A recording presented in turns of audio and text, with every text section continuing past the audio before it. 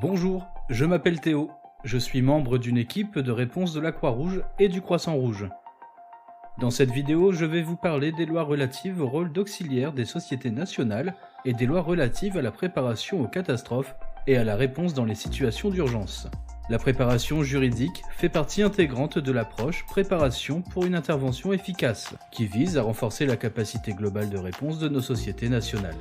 Vous avez probablement déjà entendu parler du rôle d'auxiliaire des sociétés nationales. Ce rôle est absolument unique et spécifique car il permet aux sociétés nationales de participer et de contribuer à la préparation et aux réponses humanitaires à l'échelle nationale. Le rôle d'auxiliaire désigne les relations formelles que nous entretenons avec les autorités nationales en vue d'assurer des services humanitaires. Les différents pays doivent adopter une loi reconnaissant ce rôle. Cette loi, souvent appelée la loi sur la Croix-Rouge ou le Croissant-Rouge, définit le rôle humanitaire de la société nationale. Elle permet en outre de s'assurer que le gouvernement respecte les principes fondamentaux de la Croix-Rouge et du Croissant-Rouge.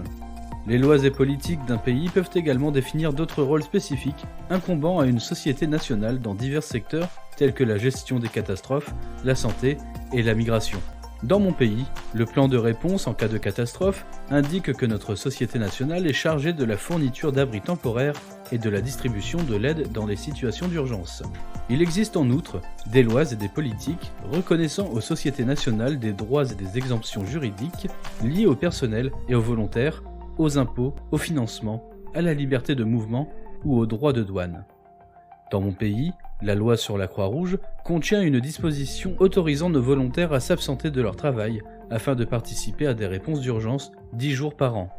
Les volontaires peuvent également participer à 5 journées supplémentaires de formation par an. Ces absences ne leur vaudront aucune baisse de salaire. En plus d'inscrire notre rôle dans la législation nationale, nous pouvons aider un pays à veiller à ce qu'il dispose de lois et de politiques solides en matière de catastrophes permettant de protéger les communautés et de sauver des vies.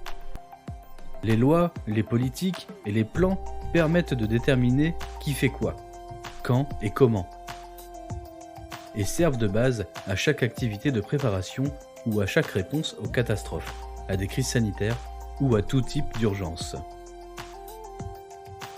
La Fédération internationale des sociétés de la Croix-Rouge et du Croissant-Rouge est le chef de file mondial dans le domaine du droit relatif aux catastrophes.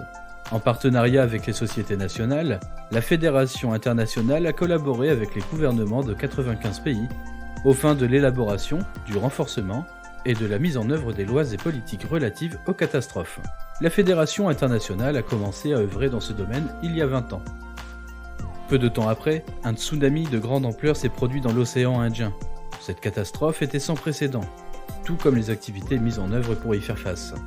Elle a mis en lumière la nécessité d'adopter des lois plus efficaces pour encadrer les réponses internationales en cas de catastrophe. Depuis, les domaines couverts par l'équipe droit relatif aux catastrophes de la Fédération internationale sont plus nombreux afin de refléter les besoins humanitaires actuels. Parmi ces domaines figurent la préparation aux catastrophes, la réponse et le relèvement, la réduction des risques de catastrophes tenant compte de la problématique climatique, la protection, l'égalité de genre et l'inclusion, les urgences de santé publique, le droit relatif aux réponses internationales en cas de catastrophe. Eh bien, n'est-ce pas incroyable et passionnant ? Les lois et les politiques sont véritablement les fondements sur lesquels reposent tous les aspects de notre rôle en tant que société nationale et de la gestion nationale des risques de catastrophe. Le temps consacré à la préparation juridique se transforme ensuite en gain de temps lorsqu'une catastrophe se produit. Les situations d'urgence récentes, telles que la pandémie de Covid-19, nous ont montré qu'il est nécessaire d'être préparé et d'avoir une base juridique solide sur laquelle s'appuyer. Et nous le pouvons.